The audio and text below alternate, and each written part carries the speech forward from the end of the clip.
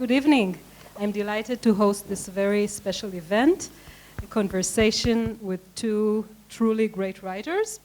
They are both extremely highly acclaimed and extremely successful, both in their homeland and outside of it.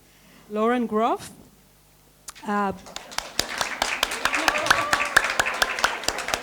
born and raised in America, has written 3 novels and 3 short story collections. Am I right? 2. Okay. I added another one just for you. Her books appeared on the New York Times and BookSense bestseller lists and received raving reviews. Her novel, Fates and Furies, which gave this panel its name, was nominated for the 2015 National Book Award for Fiction, National Book Critics Circle Award for Fiction, and was featured in numerous Best of 2015 fiction lists, including a selection by Amazon. It was also chosen by President Barack Obama as his favorite book of 2015. Her latest collection of short stories, Florida, was released this last June, and I just read it recently and absolutely loved it. Zeruya Shalev. Yay, woohoo! Is one of Israel's most celebrated writers. She published 6 novels, right? A book of poetry and children's books. Her novels have been translated into 25 languages, and she received many literary awards, among which the Israeli Akum Golden Feather Award, the German Corinne Prize, and the French Prix Femina Award for Foreign Fiction. In 2017, she received the Italian Vizzo Award for her novel Pain. The same year, she also received the prestigious French Chevalier des Arts et des Lettres decoration. Zeruya has also been one of my most meaningful sources of influence when I started writing fiction. So I'm really glad to be here. After publishing 1 novel and 1 short story collection myself that deal with the dark side of marriage and relationship as your books, I think that what drew me the most to your works is your engagement with the concept of intimacy. How fragile, how deceptive it can be sometimes. This falling in love with someone new, sometimes sharing your life with someone who's once a complete stranger. I think about Tolstoy's narrator in Sonata, where he speaks about his new wife as this stranger who came from a foreign country, and desirable at first, and yet so dangerously unfamiliar, so different from him. My question for both of you is, as writers who often describe very vividly and sometimes mercilessly the secrets and the lies and the cruelties that lie underneath the surface of marital intimacy, what draws both of you to the study of marital intimacy, and why do you think that literature and art in general is so occupied with its dark sides?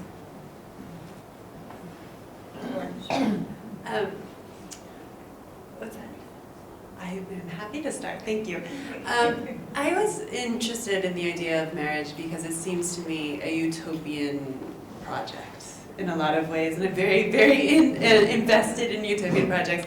Anyone who's read any of my other books can see that I am frustrated by and ambivalent about and really fascinated in the concept of doing something that you know probably won't work out, right? And yet you do it with everything that you possibly, with your entire heart, with your entire mind. And in previous books, I was interested in utopian communities, and I love being here in Israel because I think that in some ways it's a large utopian thing, which it will definitely work out in a really good way. Oh my gosh, but in a beautiful way. But I was interested in the smallest possible utopia you could find, which is that of waking up next to someone and doing your best. And often it does work out, and sometimes it doesn't. But you go into it with purity of will. And I think that for me, this concept of marriage is really interesting because it's the nobility of the effort, I think, that matters. And I'm interested in the ambiguity and the ambivalence and the interesting underside of that nobility of effort. Yeah.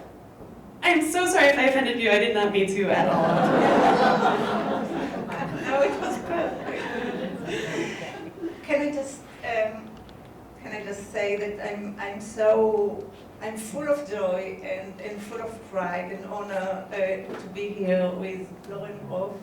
I think I told you yesterday, I think that she's the greatest American writer in her time. And no, really, and you have to read her book. It's what can I tell you? It is a masterpiece. I'm so grateful for the festival who made me come here and first of all read the book and brought me here to meet this great writer. Thank you, my dear, for this book. If I can interrupt, I feel the same way. I've read 3 of her books in English in the last 2 weeks, and I was so profoundly moved. I felt this energy that I haven't felt from fiction in a very long time, and I think you're just brilliant and wonderful. It's a love story up here. Yes. Anyway, I will let you go on. Utopian love story. Yes, a utopian love story. It'll all fall apart. Yes.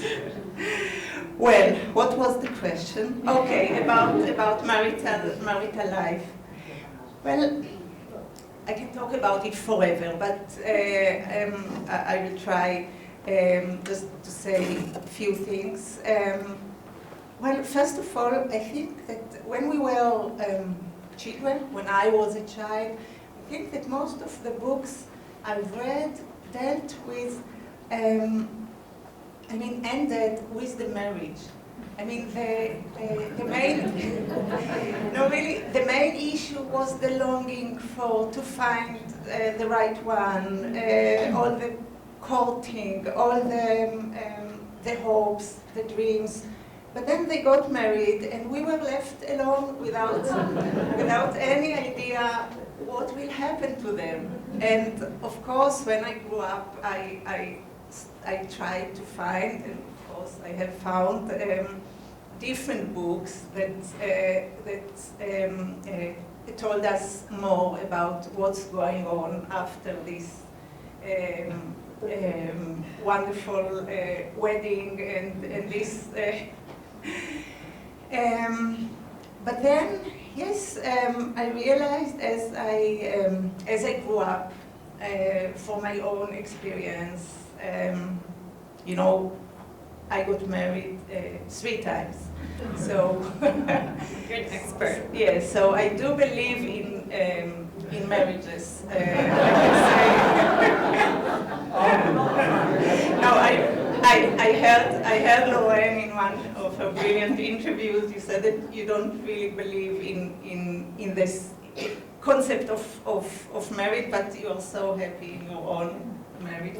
And yes, I believe in this concept, and I try it again and again.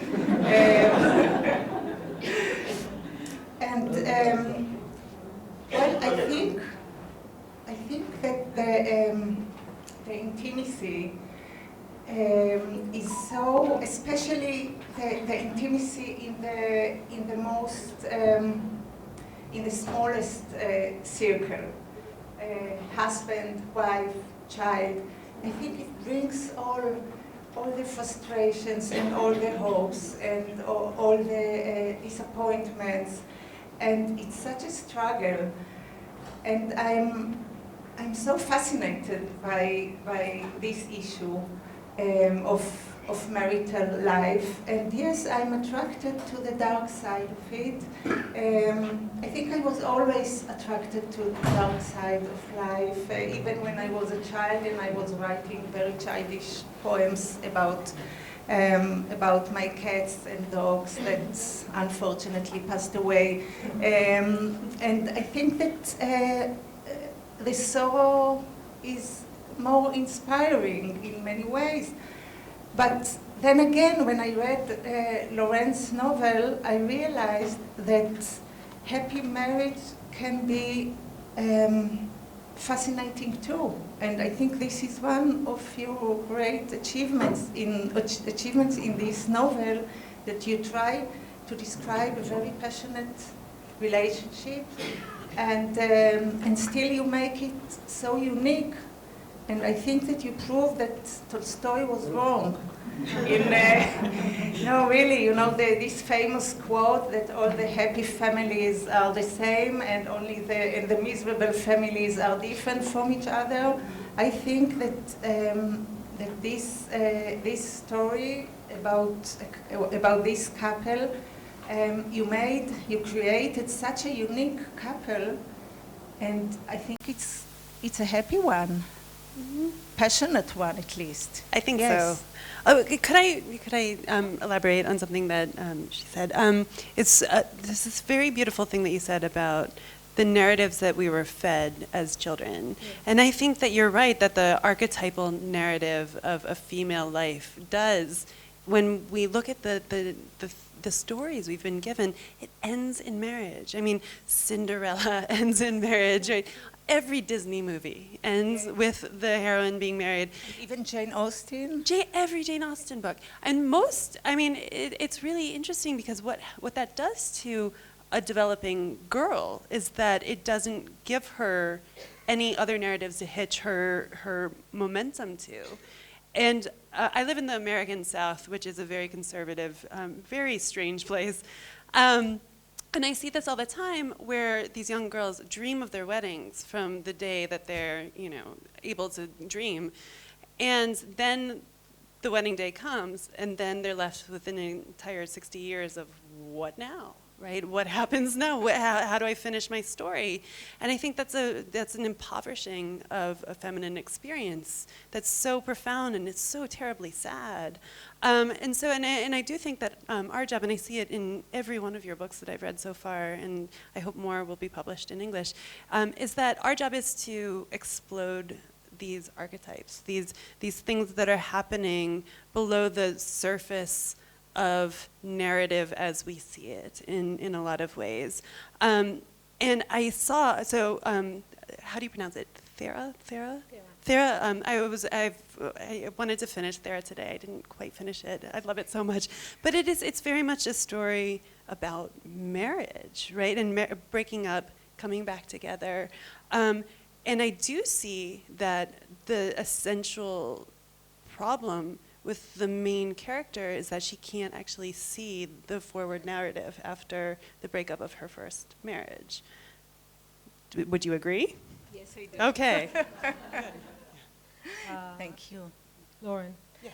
In Fates and Furies, this is, by the way, the Hebrew translation. Let's show it to the audience. I actually have 2 extra copies that I can't take home, so if you want one, they're here. I'm going to leave them right here. So come up afterwards. I'm very excited. So in Fates and Furies, Elot Goral Vezam is the Hebrew name. You describe married life from 2 different perspectives, that of the husband and that of the wife. And the novel explores the immense asymmetry between the 2 tellings. It seems like 2 completely different stories. And I was wondering, was this intentional? Did you plan to write it from 2 different perspectives, or did you write one perspective first and then added the other one? So the final format of the book came out of a great number of tears, a lot of angry sobbing. So what I had intended to do was to actually write 2 separate books, like Mr. Bridge and Mrs. Bridge. If anybody's familiar with the Evan S. Connell books, they're amazing. And what I wanted to do, and what I did sort of do in the first draft was create books that could be read backwards or forwards. And if you were able to read, say, Matilda's section first, you would see a completely different story, and than you would have with Lotto's. And I wanted to think about primacy of narrative and which narrative sort of infects and inflects the subsequent narrative. So I gave this book, these 2 books that I worked on for 5 years, to my agent, and he made me come to New York City, which I hate doing. And he made me come to a vegan restaurant again. And he made me eat a terrible piece of cake. And then he said he took these 2 manuscripts and he slid them together. And the cheesiest moment of my life, he looks at me and goes, "Lauren, you didn't write 2 books. You wrote a marriage. It's 2 separate entities within one larger unit." I know, right? So cheesy. And I said, "No," and I cried and cried. And then I got home to Florida and I realized he was absolutely right. And so I had to actually rewrite the whole book into one. So I had intended to write 2 very, very separate narratives. One built out of traditionally masculine virile narratives. I mean, I would say opera is the most virile narrative of all because the woman always dies at the end, right? And, Bildungsroman, Künstlerroman, the campus novel, courtly romance, all of these things went into Lotto's section because I wanted to create something that felt familiar. And then with Mathilde's section, I wanted to write a book that drew from écriture féminine, the French mid-century, like, theorizing about it, in fragmentary form and in very sharp, bright moments. And what I wanted to do with hers is actually puncture the inflated narrative of his. So from the beginning, that was my project.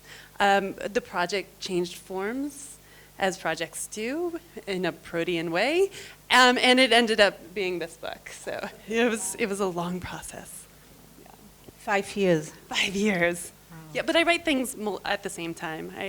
They feed off of each other. They sing like whales under the surface. No, it doesn't scare me. I write like sometimes 5 to 6 years, only one project. So oh, good. Yes. Wow. Yes, I'm slower. No. Yes. I'm so slow. One of the recurring themes in your books is damaged or dysfunctional relationship between parents and children. And this is a theme that I can certainly identify with in my own writing. You often write about parents who alienate their children or otherwise hanging on to them, not letting them go, or sometimes you write about children who hang on to their parents, not being able to create their own path. And I would like to read a passage from Zeruya Shalev's novel Love Life, חיי אהבה, where the protagonist, Yara, remember her? I do. One of my favorite female protagonists in Hebrew literature. She tries to decide who would she choose as a romantic partner, had she been her mother, her father, or her current lover who was once her mother's lover. And this is the way it goes.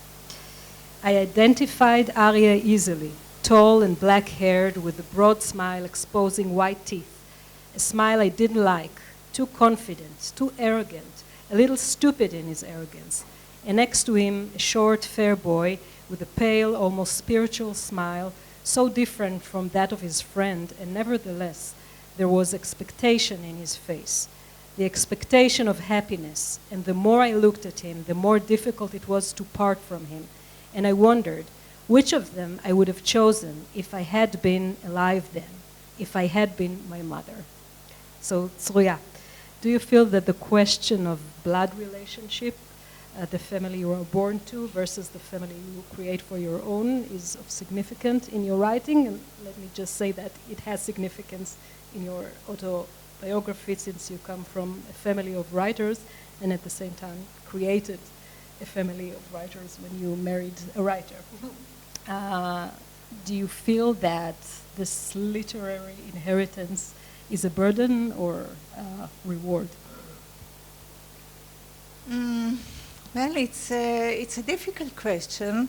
You know, sometimes I envy writers who could just open a new page in the history of their families, which I couldn't. I cannot think of any writer who would choose a literary critic as a father.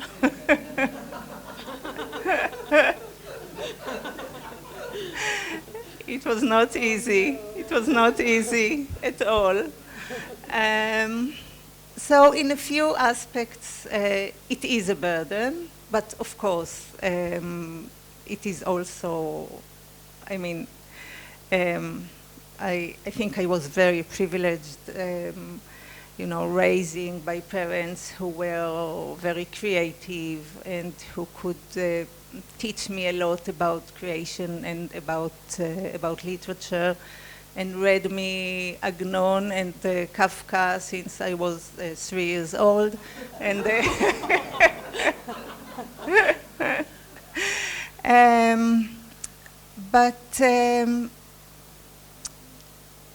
but yes, I think that overcoming our childhood, that determinism of the childhood, this is the life of our story, I think. This is, I mean, I feel it in all my novels, that this is one of the main struggles of my characters. And I think this is one of my main missions in life, you know, to create a different family, to be better. It's not that they were so bad, but to be a better parent, to be a better person. But I always compare myself to them, and I always compare my family to the family I came from. And yes, I think it's a very meaningful story, and the fact that we can gain another opportunity to build a family when we are less helpless, and we can still change Resist.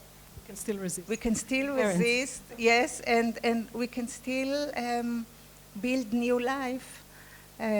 With all the wounds and with all the history that can be complex sometimes, but the fact that we are able to do it, I think it's a great present that life gives us. Yeah, Flannery O'Connor said something like, if you've survived your childhood, you have enough to write about for the rest of your life. And I think that's true no matter what your childhood was like, even if it was extraordinarily happy. I think that's also true. I love this idea of reincarnation into a new life through choice. I think I've never thought of it that way. That's very beautiful. It sounds so much better in your English than in mine. Now I start to like the idea too. Wait till you hear my Hebrew. Yes, now you say it in Hebrew. Lauren, in Fates and Furies, this tension between fate and choice becomes so vivid since your female protagonist, Mathilde, she has a very difficult childhood. She accidentally, I'm sorry about the spoilers, but she accidentally, is it okay? Go for it. So she actually... Oh no. אולי יותר חזק. That was fate actually telling you not to do Yes. spoilers. Sorry? שומעים? So, Mathilde, Lauren's protagonist, she had a really difficult childhood. She accidentally killed her little brother in childhood and later was abandoned by her own family, by her parents. And then she decides to marry Lotto and seems to create this new family unit where everything is happy and perfect. But I feel as if your novel seems to suggest that one can never really escape their autobiography, the story that was told to us by the people who raised us, or in this case, didn't raise us.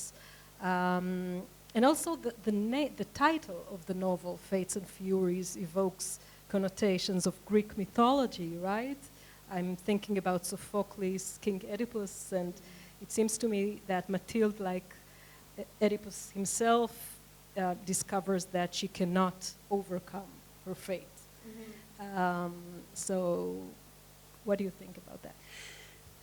Well, in some ways, I think that you can't escape one of the narratives that was built up about. So I talk about narrative a lot because I think that we construct a great deal of our identity through narrative. I think it's the most powerful human tool ever made. And I think that right now what we're dealing with in the United States is a bastardization of a narrative and such a profound level that I'm thinking about it a great deal. So I would say that you can't escape the narratives given to you from your family. Even by opposing them, you're still acknowledging them in some ways.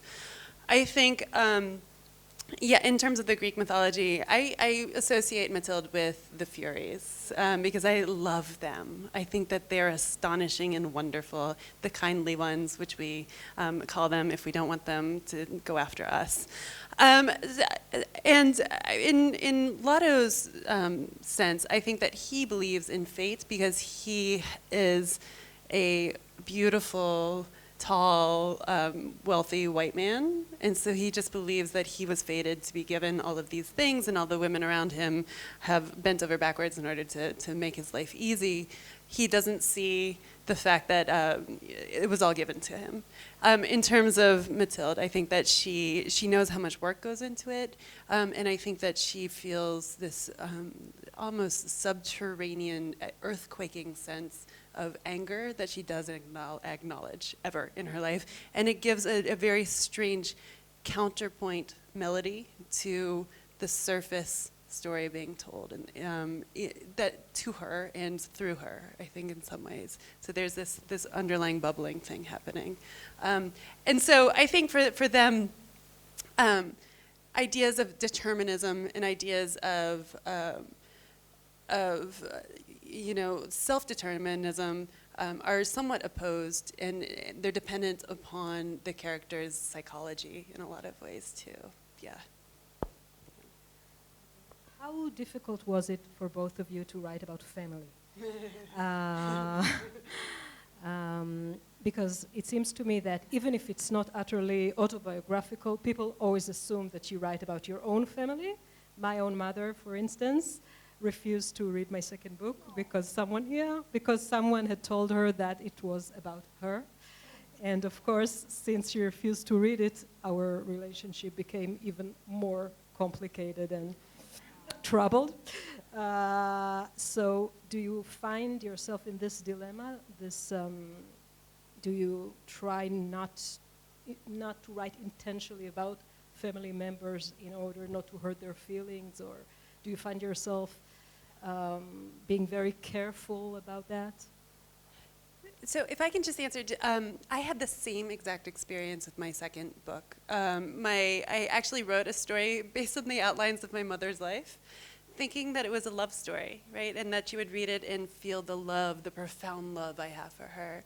But she read it and she wrote me the most angry, brutal letter I've ever received. That was the worst hate mail I've ever received from my own mother. And I've kept it in order to be able to read it someday. And she's my mother, right? No matter what, they love you unconditionally at a certain level, I think. And for me, a certain point, you mean?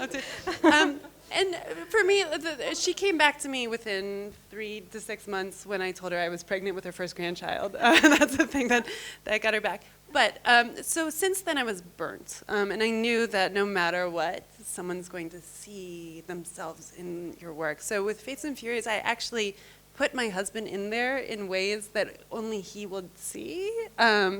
And I played games with that, and things that people would just assume are his are not his at all, they're mine. So it's sort of like a tango that I was playing with a potential reader who thinks about your life autobiographically. But at the same time, when the New York Times asked me to do a Q&A, I made my husband do it instead. So, they were delighted by, actually. They had had enough of me by that time. So yeah. Well, I try not to censor myself at all while writing. I feel that the freedom is the most important thing when you write. Luckily, I never heard direct complaints until now, because I always try to make mixtures. You know, I take some quality from this person, another quality or feature from other person. It's always a new personality that can remind some, some members of the family, but it's not so close usually. But I remember it's really funny story about my father. We have some guests here that knew him, like Ziki. That in Terra. The father of Ella, of the main character in Terra, is, what can I say? He's not unlike. Awful. He's awful. No. Well, he's not unlike my father, I can say. He's not very unlike my father, and just imagine my father. He was such a sophisticated reader, but he haven't noticed it. and I remember he kept telling me, I described a very difficult conversation between the daughter and the father when she tells him that she's going to get divorced. And they have this conversation in his study, and they are surrounded by very dusty books. So I remember my father told me a few days after my book came out, he said, I don't know, people are so strange. They tell me that the father in the book is just like me, but I clean the dust every day. He said, my books are not dusty. It's unbelievable, isn't it? But you know, another funny story that I have to tell you, well, it's about censorship. That when I was writing Love Life, I had no idea how daring this book is. Really, I wrote it in such a mutual, natural way. It was very fluent, and I had no idea what I was writing. And then the book was accepted in a publishing house, and it was published. And I remember that I came back from the publishing house straight to my parents' apartment to give them the first copy of the book with very warm dedication. So I left Love Life there, and I started walking to my home in Jerusalem. It was not very far from them. And slowly, while walking home, I realized that my father is now going to read this erotic, daring book with all kinds of sexual opportunities. And I was really panicked. I thought he might get a heart attack. I mean, he was so Puritan and he was so close that I couldn't imagine him reading this novel, and I didn't know what to do. And then I called my mother, who was easier, and I told her, I shared my concern with her, and she said, you know, I have a solution. I will read it before, I will read it tonight, and I will take a marker, and I will mark all the erotic scenes, all the scenes that are not healthy for him. And only then I will give it to him, and I will tell him, you can read only the unmarked paragraphs. What was left? I was And wondering. It's all text. It's amazing text, but yeah. So this is what happened. And until this day, I have no idea if he read only the marked paragraphs or only the other paragraphs. I have no idea, but he didn't complain. So, and he survived. So it's a good sign. But you know, if we are talking about erotic scene, can I read one beautiful erotic scene from your book? Oh, no. Do you allow me? In Hebrew. In Hebrew, of course. Of course, So I don't understand. No, I wouldn't dare. I wouldn't dare to read it in English. Of course not. No, it's in the first page of the book. You won't believe it. I did want to say, you write sex so magnificently. It's so complicated. It's so it's not dirty, right? But it's really intense and it's really wonderful. No, your sex is much more. It's dirty. No, your.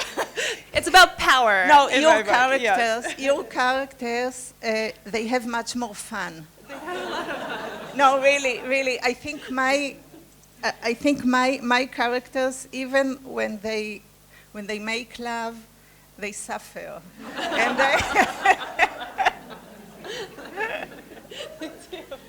And your characters, they know how to enjoy. And I really appreciate it. No, you have to listen to it. אצבעותיה במורד אחורי בגד הים שלו צרבו באורו. היא דחפה אותו לאחור, הוליכה אותו במעלה דיון המכוסה גבעולי תוף החוף, ושוב מטה, היכן שחומת החול חסמה את הרוח, שם היה חמים יותר. מתחת לחזיית הביקיני עתה אורה המצטמרר גוון כחול ירחי, ופטמותיה שקעו מרוב קור. על ברכיהם עכשיו, אף שהחול היה גס ומכאיב, לא הייתה לזה חשיבות. הם היו לפיות ולידיים. הוא גרף את רגליה אל מותניו, דחק אותה מטה, כיסה אותה בחום גופו עד שחדלה לרעוד, עשה מגבו דיונה, ברכיה המשופשפות התרוממו לשמיים. הוא השתוקק למשהו אילם ועז. מה? ללבוש אותה. הוא דמיין את עצמו שוכן בחמימותה לנצח. אנשים בחייו נשמטו ממנו בזה אחר זה, כמו אבני דומינו נופלות. כל תנועה ריתקה אותה עוד למקומה כך שלא תוכל לנטוש אותו. הוא דמיין חיים שלמים של זיונים על החוף עד שיהיו כמו אחד הזוגות הקשישים האלה שעושים הליכות מהירות בבוקר, אורם כמו אגוז מלך מצופה לקה. אפילו בזקנתם הוא ירקיד אותה אל הדיונות ויעשה כבשלו בעצמותיה הציפוריות השבריריות, הסקסיות בירכי הפלסטיק, בברך הביונית. מצילים רובוטים ירחפו בשמיים באורות מהבהבים וקולותיהם ירעימו, נואפים, נואפים, כדי להניס אותם בתחושת אשמה, ככה לנצח. הוא עצם עיניים וייחל, ריסיה על לחיו, ירחיה על מותניו, המימוש הראשון של הדבר המבעית הזה שעשו. נישואים משמעם לנצח. Wow. Wow, isn't it? It is wow. It's a good thing that you read it because I didn't plan for a question about sex specifically, so now it's covered, yes. We covered this. Let's talk a little bit about motherhood. Okay. After sex comes mother. Sometimes, motherhood. Not always.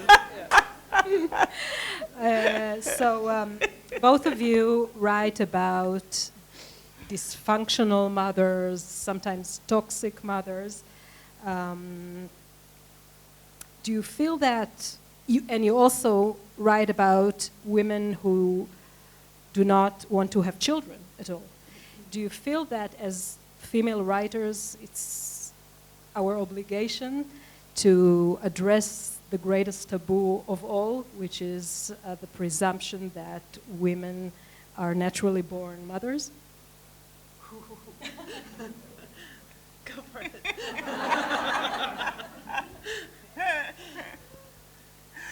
Well, you know, I was thinking yesterday about the women writers, our big mothers, I think, that didn't have children, like Virginia Woolf, like Elsa Morante, the great Italian writer, Jane Austen, George Eliot, I mean, everyone. Emily Dickinson. All the Brontes. Yes, yeah. all the Brontes, yes. And I was thinking about them, and I thought, you know, how lucky we are nowadays that we don't have to choose. I mean, we can be mothers and we can be writers. I mean, of course, there is a price for everything, but it is so much easier now because we don't have to choose. And of course, in our books, there are all kinds of mothers. And in one of my books, yes, I dealt with this kind of the taboo of a mother who doesn't feel close enough to her child. But in other books of mine, I made motherhood looks almost, I don't know, hilarious. I mean, so powerful and so and so meaningful. So I think in my own private story, it came together in a beautiful way, and I'm very grateful about it because, when I look back, I realized that my first book of poetry was published when I was pregnant for the first time, and I started to write Love Life when I was pregnant for the second time, and I finished the book during the maternity leave. So for me, I never felt a deep contradiction. Maybe I was lucky in this way, but I was unlucky in other ways. So, but yes, it went together in a very harmonic way. Of course, it's a question of time, and I know that I'm a very slow writer, and it has to do a lot with being a mother and raising very demanding children. How demanding? Very Don't demanding, yes. But I can pay this price because I feel that motherhood made my emotional world so much richer and so much deeper. So I wouldn't miss this opportunity. But of course, I will never judge any woman who prefers not to have kids. I can understand it completely. I think it's really very personal nowadays. Yeah, I think it's the act itself, which is an individual thing, and then there's the perception, which is a communal, larger idea of what motherhood means and what it is that I resist very profoundly, and I'm extremely ambivalent about it. It's not my actual kids. I love them. They're fine. It's the dictates of the external world on mothers around me and the deification of the maternal, and I don't buy into that at all. I do think that if one can be a mother and a writer, it's always been predicated on privilege, a certain kind of privilege, and we should probably pay attention to that, right? Because if we're talking about mothers who work 60 hours a week and have children, they don't have time to write, right? And they have to clean their house, and there's just no, it's impossible to summon the effort. So I do think in the past, it was a romanticized vision of what an art monster was, right? A woman who went out into the world and didn't have children because her work was her child. And I don't think we have that romanticized idea anymore.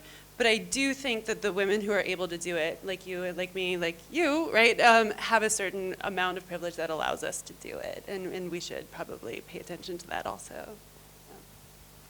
Lauren, you read that in response to the very annoying question, can you tell us how do you manage writing and raising children? Yeah. You briefly responded, nope, and immediately became my hero. Do you think that this question is irrelevant in 2019? No, it's not so much that I responded no, that I said that I wasn't, and I did. I wasn't going to respond to it unless I'd seen a man respond to what it was like to be a father and a writer, because it's not the motherhood per se, right? It's the external perception of what it means for your work, and it means that you are either failing in one way or the other. Either you're failing in your art or you're failing in your children. I never see a man being asked this question. Why? Because men should be doing half the work. The kids are half theirs, right? And if they're not, then why are we not asking these questions of men? So I do answer it when I want to be polite, but when I don't want to be polite, and when I get a little salty, I'll say the question itself, until we change the way that we talk about parenting to be more inclusive to men and to demand more of men, it's not a very helpful question unless it's a one-on-one giving you like support and details question. I'm happy to talk to individual women about what to do, and honestly, like if you can pay for a housekeeper, do it, right? Because right? Because that'll save you the time that you can put into your work. I mean, but in terms of larger philosophical ideas, I hate the question. No offense, it's a great question. I hate the question just because it points out, I know, profound inequalities in the way that we are treated. Yes. Let's talk about women artists, because I think that even in 2019, it's not something to be taken for granted. I feel as if this is a time which is very confusing for women, because on one hand, there is much more awareness to the problems that women artists and performers need to face in the art world, in the literary world, following the Me Too wave, etc. And on the other hand, there still seems to be so many restrictions and boundaries that women need to cross in order to become successful artists. Do you feel as if you needed to struggle more than your male peers in order to become successful writers? She's getting all the hard questions tonight. I like this. This is good. I don't know how to answer. I think, well, right, this is a really, really difficult question because I cannot gauge my struggle against anyone else's struggle. I don't know what went into making their books. I don't know how hard they had to work or what their preliminary position is. I do think in certain small ways we can see difference, I think, in the kinds of questions being asked of us. I think in the people that particularly male writers reach for when they're asked about a list of influences, almost never do they reach for female writers, even if those female writers have been their profoundest influences, because it's a perception of gravity to reach for the men, right? So there are a lot of perception based differences that are small, but they build, and honestly they create a great deal of rancor if you're someone like me. But at the same time, I feel as though if there's a certain amount of prickliness and a certain amount of resistance, then and an ability to get up after you've been knocked down, I think that it's who knows? I know that I have been given a great deal, and I need to earn it more in the future. So I can only speak to my own experience, which is I feel very lucky, and I need to work harder and write more books. Yeah. What about? Well, I feel it's getting better here in Israel. In the last decades, I would say, the last 2, maybe even 3 decades. During the times of establishing the states, there was no room for the female voice. Maybe you can remind me, Tiki, we had poets, we had Rachel, Yochevet Bat Miriam.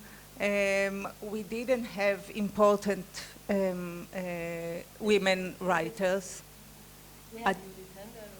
Yes, then Judith Handel, Amalia Kana Carmon, but then, yes, but it was very rare because the Israeli literature was focused on establishing the new states, and it was very machoistic, and the novels were all about the wars and about building new אני לא אגיד settlements, איך אומרים? building the country. In the last 2-3 decades, it is much better. I think that women writers in Israel, they are quite successful, and I think we have a lot of readers here, but still, I think that the struggle is not completed yet, because there is still this feeling that if a book doesn't deal with political issues, with the so-called big issues, it is less important. And there is still something patriarchal in the Israeli literature. I don't know how it is in the US. It's the same. The same. I think it's a fundamental denial that domestic literature is also deeply political, and I think that I mean, if you look at Jane Austen, she's the most political writer you can have, right? I mean, she's talking about the constraints of femininity in marriage, but it's absolutely the same. If you write about war, you're suddenly a great writer, no matter if your book is good or bad, right? Yeah. Let's talk about the few perks of this shady profession, success. Do you feel that you got to the point where you said to yourself, I got where I wanted, I can live off writing, I can lose my day job if you had one? I, for instance, cannot wait for the moment where I can lose my day job. So, and if you had this moment, was it a moment of happiness, a source of relief, or a frightening moment? Now I need to write all the time. I think I don't know if my definition of success is your definition of success. So I have had day jobs in the past. I became a full-time writer in 2007, and so it's been most of my career has been as a full-time writer, and it's pure luck because I got a big advance for my first book that I was able to live on for many years. But at the same time, I think if you're talking about success as a writer, it's almost it's something that can bite you in some ways, because at the moment I'm struggling with a novel and I feel like on a daily basis I am just a failure in general, right? I just can't get this thing right, and so it's all about the present moments. It's the most horrible feeling ever. Oh, it's really hard. It's really, really hard. And no matter what you can do, you don't know if this thing that you love so deeply is going to be able to come into the world. It's very, very difficult. So for me, it's more of a project by project issue and a hopefulness for the success of the work at hand, as opposed to a career-long thing, because I'm not there yet. I don't think I'll ever be there. I want to keep getting better until I'm, 93 and no longer can think through a full sentence. So, yeah.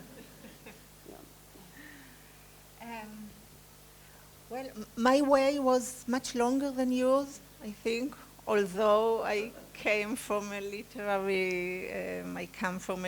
family, it doesn't make it easier. I think it even made it much longer. And well, at first I wanted to be a psychologist, and I thought that my writing will be just kind of a hobby. And then I became a kind of social worker in the army, and I realized that I'm an awful social worker because I used to cry with my soldiers until they had to comfort me and to promise me that I can trust them and everything will be all right. So maybe I invented a new method of therapy, but then I didn't know what to do. I mean, I was writing since the age of 6, but I never thought about writing as a profession. And then I started to study in the university for 7-8 years and didn't know what to do with it. And then I published a book of poetry. And then I started to work as an editor in a publishing house, and I was so thrilled. I thought that this is the highest I can get, being an editor and writing in my free time. You see, I always had very low expectations. And you know, I quitted editing many years after my first success. I mean, after Love Life came out in '97 and really changed my life in many ways, but I kept on editing 10 years later because I never felt secure enough, and I always thought, and what if the next book will not succeed, and what if the other one will not succeed? So only lately, only maybe less than 10 years ago, I tried to dedicate most of my time to writing, but still I give lectures. I mean, I never feel really secure. This is also the difference between Israel and America. Well, I don't feel secure. She feels the same. Okay. Lauren feels the same. Yeah. And also, the real struggle is, of course, we all have to struggle to make a living, but the real struggle is the struggle of the sentence, the struggle of the paragraph, to rewrite it again and again and again until I think it's good enough, and then the other day I delete it. So, I mean, so this is what we are doing, if I can speak in your name, on behalf of your name. This is the main story. I mean, the success, of course, it's wonderful when it comes, and when you get a compliment from Obama, I guess it's the... But then the other day you have to get up and to write a new sentence. Also, every time you start a new project, if you're doing it right, you have to make the tools as you're making the work too, so you don't know how to attack this thing. You have to build the structure and the scaffolding and all the tools while you're trying to do it. So you never feel as though you know how to write, right? You never feel as though you've gotten any better or any more masterful at the things that you're doing. Never. Never. I think never.